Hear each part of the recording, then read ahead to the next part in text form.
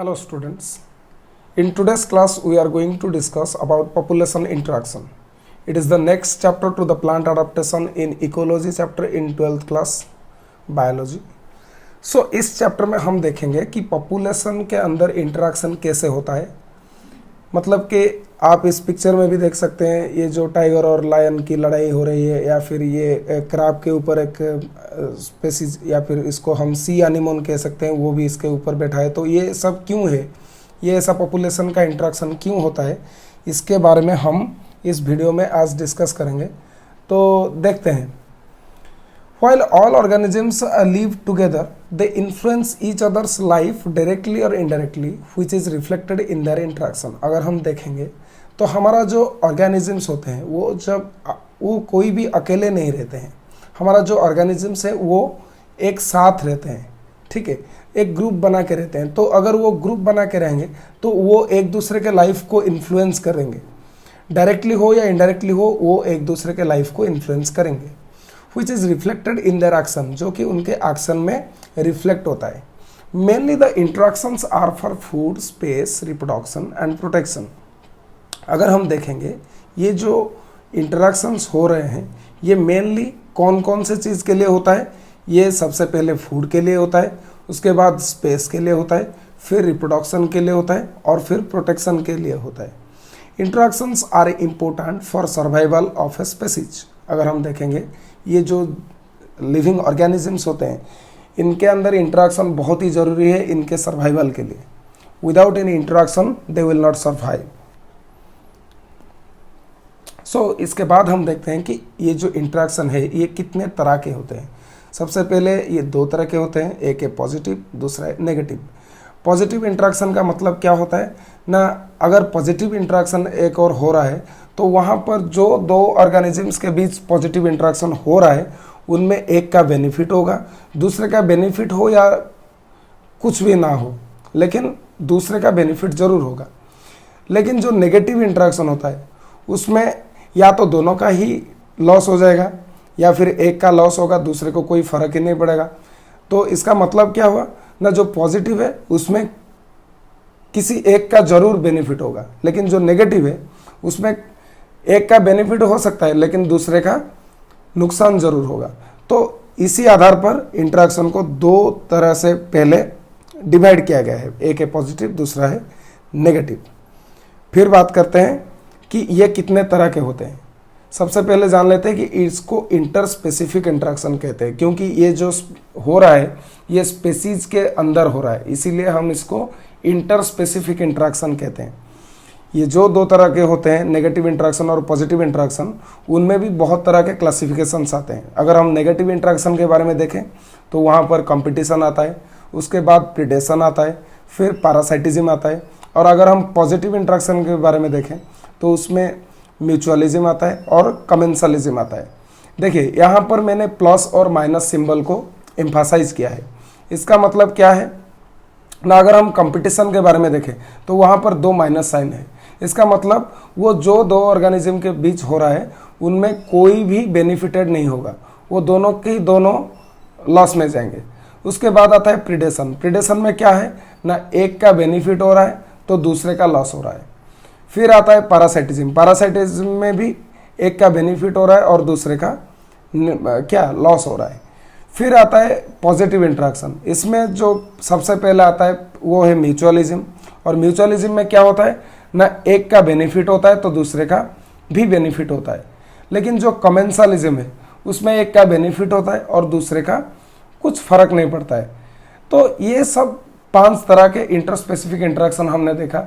यहाँ पर हम आगे एक और इंटरेक्शन के बारे में भी बात करेंगे जिसको हम अमेंसलिज्म कहते हैं।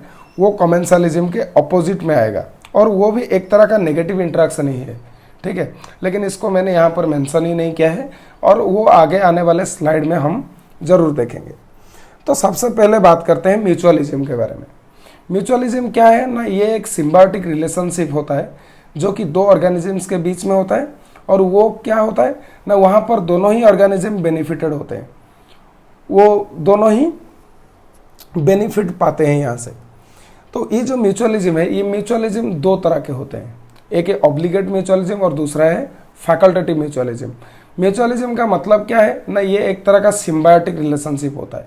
मतलब कि जो दो ऑर्गेनिजम्स होते हैं वो एक दूसरे को मदद करते हैं अपने कुछ काम हासिल करने के लिए, और दोनों ही बेनिफिटेड होते हैं। ठीक है, तो अगर हम पहले देखते हैं ऑब्लिगेट म्यूचुअलिज्म, जो कि ट्रूली म्यूचुअलिज्म है, मतलब कि एक के बिना दूसरे का सर्वाइवल बहुत ही कठिन हो जाएगा।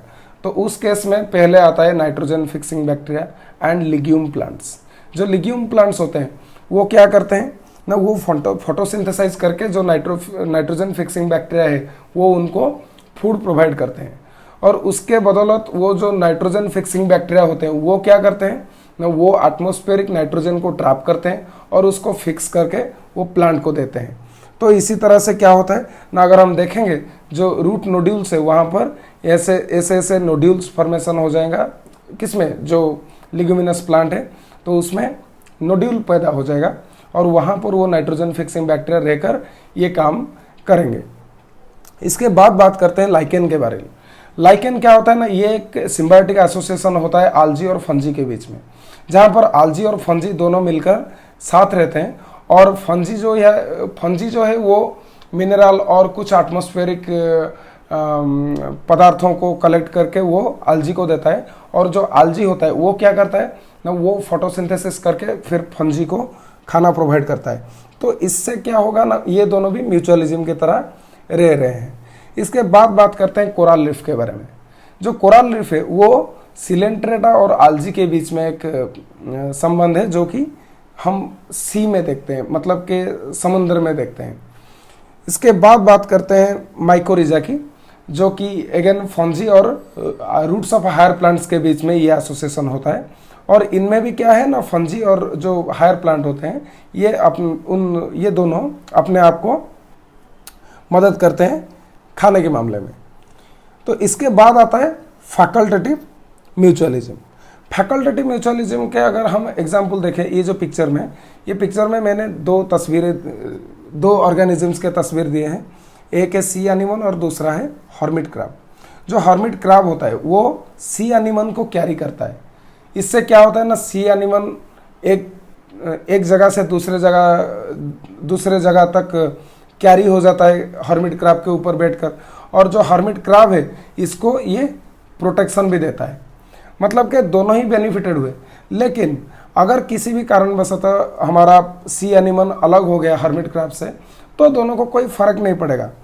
तो ये इसीलिए इनको हम फैकल्टेटिव म्यूचुअलिज्म कहते हैं, जिसमें एक दूसरे का साथ निभाता है, अगर नहीं भी निभाया तो कोई फर्क ही नहीं पड़ेगा। फिर बात करते हैं कमेंसलिज्म के बारे में। कमेंसलिज्म के बारे में बोलने से पहले मैं आपको ये पिक्चर दिखा देता हूँ, जिसमें क्या दिखाया गया है कि ये जो हायर प्लांट्स है, ये एक हायर प्लांट के ऊपर कुछ छोटे छोटे पौधे अपने आप को ग्रो कर रहे हैं। तो वो पौधे हैं ऑर्किड्स, जिसको हम ट्रॉपिकल एपिफाइटिक ऑर्किड्स भी कहते हैं। ये लोग एपिफाइट्स होते हैं, क्योंकि ये खुद को सर्वाइव करते हैं दूसरे प्लांट के ऊपर जीकर। तो इसमें क्या होगा ना, जो ऑर्किड होगा वो बेनिफिटेड होगा, लेकिन जो हायर प्लांट होते हैं उनका कुछ बेनिफिट नहीं होता है, लेकिन उनका कुछ लॉस भी नहीं होता है। इसीलिए हम इसको पॉजिटिव इंटरेक्शन में रखे हुए हैं, जिसको हम कमेंसलिज्म कहते हैं। Here one get benefited and the other neither benefits nor suffer. वो कुछ सफ़र भी नहीं करता है, उसका बेनिफिट भी कुछ नहीं होता है। फिर बात करते हैं जो होता है क्या, often the host provide home और सपोर्ट और ट्रांसपोर्टेशन टू द ऑर्गेनिज्म। अगर हम देखेंगे तो एक ऑर्गेनिज्म दूसरे ऑर्गेनिज्म को क्या करता है ना, वो खाना, फिर उसको सपोर्ट, या फिर उसको एक घर, और या फिर उसको ट्रांसपोर्टेशन के लिए जगह प्रोवाइड करता है। तो एग्जाम्पल में हम देखेंगे यहाँ पर epiphytes like tropical orchids use other trees और branches of trees for support without harm और बेनिफिट टू देम।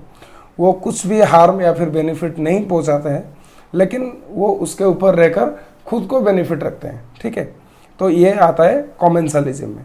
इसके बाद बात कर लेते हैं आमेंसलिज्म। आमेंसलिज्म ये अपोजिट टर्म है कमेंसलिज्म का, वह एक ऑर्गेनिज्म क्या होता है ना, उसका नुकसान होता है दूसरे ऑर्गेनिज्म के तहत, लेकिन जो दूसरा ऑर्गेनिज्म है उसको कुछ फर्क नहीं पड़ेगा। जैसे कि हम अगर पेनिसिलियम के बारे में बात करें, तो पेनिसिलियम एक फंजी है जो कि पेनिसिलिन सीक्रेट करता है, जो कि बैक्टीरिया को किल करता है। मतलब कि वो एक एंटीबायोटिक है। लेकिन वो जो एंटीबायोटिक प्रॉपर्टी है पेनिसिलिन का, वो कुछ बेनिफिट नहीं देता है पेनिसिलियम को, उसका कुछ नुकसान भी नहीं करता है। तो इसलिए क्या हुआ ना, एक का कुछ बेनिफिट भी नहीं हुआ कि नुकसान भी नहीं हुआ, लेकिन दूसरा मर रहा है, मतलब कि दूसरे का लॉस हो रहा है। तो इसलिए आमेंसालिज्म से ही हम शुरुआत करेंगे नेगेटिव इंटरेक्शन के बारे में। इसके बाद बात करते हैं कंपटीशन के बारे में।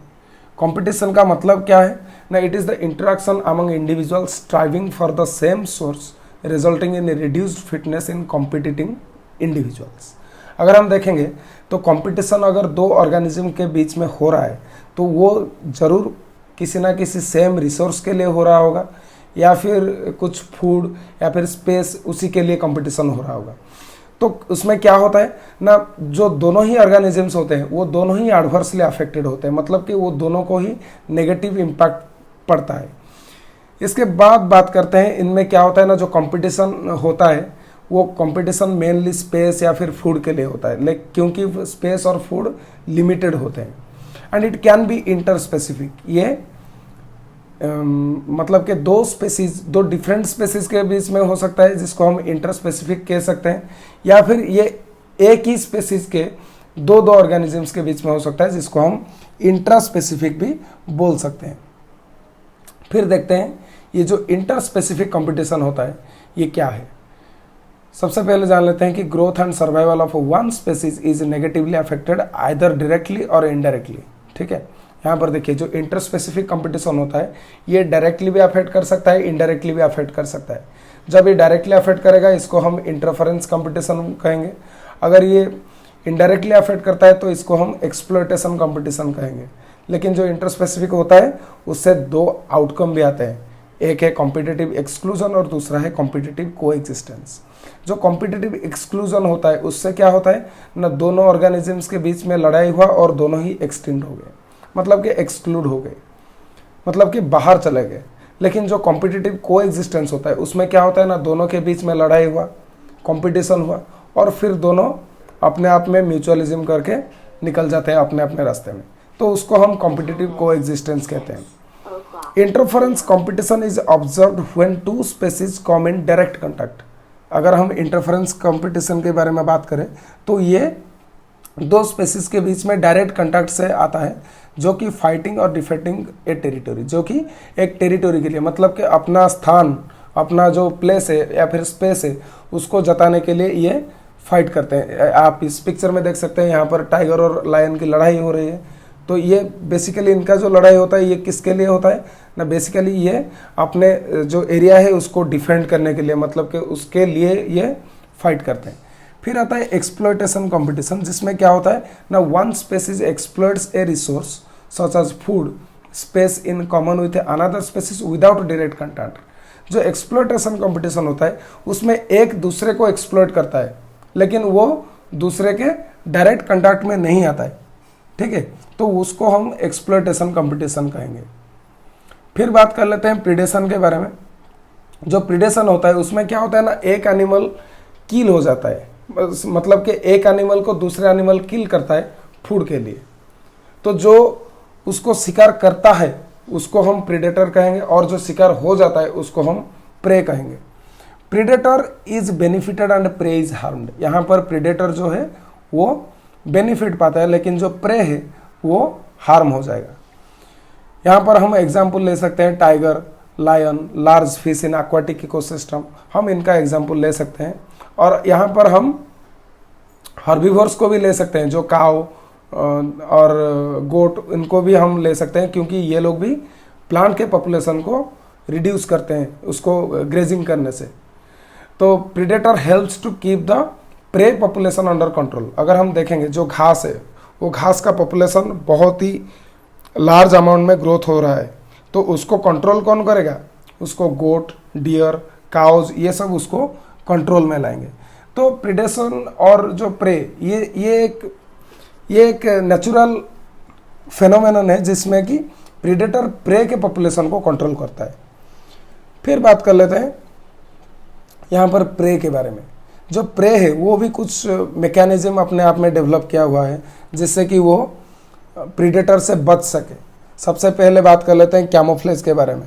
कैमोफ्लेज जहाँ पर मैंने एग्जाम्पल दिया है चैमेलियन का, इसमें क्या होता है ना, आप देखिए ये चैमेलियन अपने एनवायरनमेंट के साथ घुल मिल गया है, तो वो क्या करता है ना, अपना रंग परिवर्तन करता है अपने एनवायरनमेंट के साथ, तो उससे क्या होगा ना, वो आसानी से छिप जाएगा, अपना जो प्रेडेटर है उससे वो छिप जाएगा।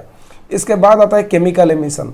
केमिकल एमिशन में हम देख सकते हैं बहुत सारे ऑर्गेनिजम्स वो टॉक्सिन रिलीज करते हैं, पॉइजन रिलीज करते हैं, जिससे कि क्या होता है ना, वो खुद को प्रोटेक्ट कर सके। फिर बात करते हैं मिमिक्री के बारे में। मिमिक्री क्या होता है ना, एक ऑर्गेनिज्म अपने आप को मिमिक करता है, मतलब कि दूसरे की तरह वो अपने आप को मिमिक करता है, जिससे कि वो जो दूसरा ऑर्गेनिज्म है वो उससे डरेगा, फिर उससे भाग जाएगा, तो इससे क्या होगा ना, प्रे अपने आप को बचा सकेगा। फिर अगर हम बात करते हैं प्लांट के बारे में, तो प्लांट में भी हमने देखा है प्लांट ने अपने आप में बहुत सारे मैकेनिज्म डेवलप किए हैं, लेकिन जैसे कि प्लांट में स्पाइन होते हैं और फिर पॉइजनस फाइटोकेमिकल्स होते हैं जो कि प्लांट को बचा के रखते हैं दूसरे ऑर्गेनिज्म से।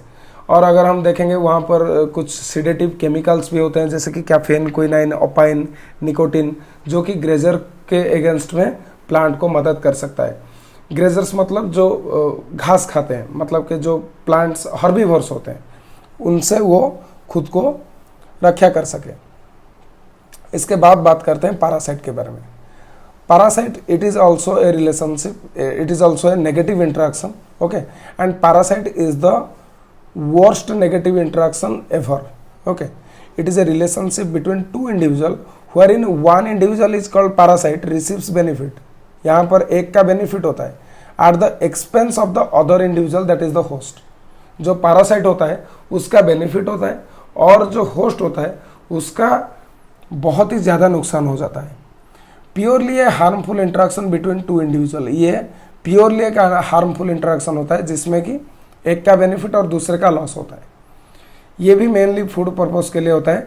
Where parasite does not kill the host until its reproduction complete, जब तक अपना रिप्रोडक्शन वो कंप्लीट नहीं कर लेता तब तक ये होस्ट को नहीं मारेगा, but the host may die due to some secondary infection. लेकिन जब हमें पैरासाइट का इन्फेक्शन होता है तब हम दूसरे इन्फेक्शन के कारण मर सकते हैं। Human is a host to so many parasites like tapeworm, flukes, then round worms etcetera in the digestive system. और हम देखेंगे हमारे डाइजेस्टिव सिस्टम में so many parasites are living there like tapeworm, flukes, then round worms, and they are also causing so many diseases. Then many fungus, bacteria are parasite to the crop plants and mostly they are host specific, ठीक है। Host specific मतलब ये किसी भी host के ऊपर काम करते हैं, सिर्फ उसी के ऊपर ही ये काम करेंगे। और ये जो पैरासाइट्स होते हैं ये दो क्लास में बटे गए हैं, एक है एक्टो पैरासाइट और दूसरा है एंडो पैरासाइट। जो एंडो पैरासाइट होते हैं वो शरीर के अंदर घुस कर काम करते हैं, लेकिन जो एक्टो पैरासाइट्स होते हैं वो शरीर के बाहर रहकर शरीर का नुकसान कराते हैं, जो होस्ट होता है उसके शरीर का नुकसान कराते हैं। तो एक्टो पैरासाइट्स में हम एग्जाम्पल ले सकते हैं माइट्स या फिर लाइस का, और एंडो पैरासाइट में हम वर्म का एग्जाम्पल ले सकते हैं। इस पिक्चर में आप देखिए ये एक टेप वर्म की पिक्चर है और इसके बाद ये एक लाइस का पिक्चर है। और अगर हम बात करेंगे तो बार्ड्स भी एक तरह का पैरासाइट ही होते हैं प्लांट्स के लिए। ये प्लांट्स के ऊपर रहते हैं और फिर प्लांट्स का ये नुकसान कराते हैं और खुद को सर्वाइवल के लिए उसके ऊपर रखते हैं, इसीलिए birds are also parasites to plants.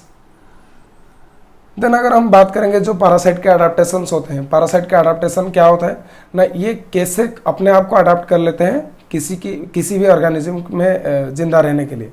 तो reduction in unnecessary sense organ, इनमें जो अननेसेसरी सेंस ऑर्गन होते हैं उनका वो एब्सेंट होता है। फिर लोकोमोटरी ऑर्गन जो है वो भी इसका भी एब्सेंट है। Then loss of digestive system, ये लोग डाइजेस्टिव सिस्टम को भी अपना बिल्कुल लॉस कर लेते हैं। फिर ये well developed hooks and suckers, इनमें जो हुक होता है और जो सकर होता है वो बहुत ही वेल डेवलप्ड होता है। Hook for the attachment purpose and sucker for soaking the food, okay. And they have the high reproductive capacity, इनमें रिप्रोडक्शन की क्षमता बहुत ही ज़्यादा है क्योंकि इनको अपना लाइफ साइकिल कंप्लीट करना पड़ता है होस्ट के अंदर। फिर अगर हम इफेक्ट के बारे में बात करें तो effects of parasites on host are like that. Parasites do not kill the host directly, ये होस्ट को डायरेक्टली नहीं मारते हैं, लेकिन they make the host to suffer the most that leads to death. ये होस्ट को इतना सफ़र कराते हैं कि जो होस्ट होता है वो डेथ की ओर भागता है। Reduction of growth and reproduction rate, ये लोग पॉपुलेशन का जो भी होस्ट का पॉपुलेशन है उसमें वो ग्रोथ में रिडक्शन लाएंगे और फिर रिप्रोडक्शन रेट में भी रिडक्शन लाएंगे। फिर बात कर लेते हैं होस्ट पॉपुलेशन में, तो होस्ट पॉपुलेशन में अल्टीमेटली ये लोग रिडक्शन लाएंगे। तो इसी के साथ ही हमारा ये चैप्टर कंप्लीट हुआ जो पॉपुलेशन इंटरेक्शन था। तो अगर इस वीडियो में आपको कुछ सीखने को मिला तो आप हमारे वीडियो को लाइक कीजिए, हमारे वीडियो को शेयर कीजिए और चैनल को सब्सक्राइब कीजिए। Thank you very much.